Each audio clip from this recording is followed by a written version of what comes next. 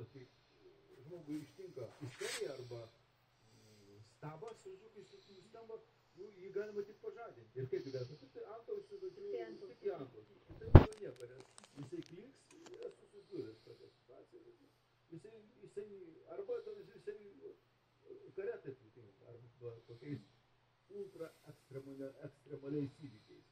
Tai tiesą sakant, 18 amžiui mes to antausio negavom, o jeigu jau ir gavom, tai jis jau buvo smarkiai pavėluotas.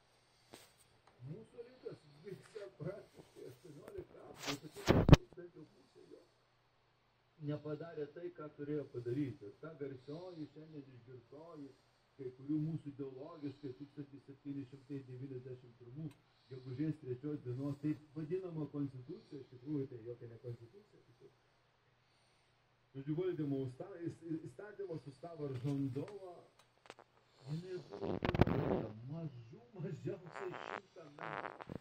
100 metų, suprantate? Tas problemas, kurias bandyta spręsti 1791 metais, kurias bandyta spręsti ir kaip jas bandyta spręsti, kokius bandyta kurti instrumentus, juos geriausių atvejų, geriausių, blogiausių atvejų reikėjo spręsti prieš 100 metų, ne 1790, o 1690, o dar geriau 1590. Tada būtų iš tiesų valstybė ir negali sakyti, kad nebuvo žmonių, kurie to nematė, matė, bet principas buvo, požiūris buvo lygiai tas pats.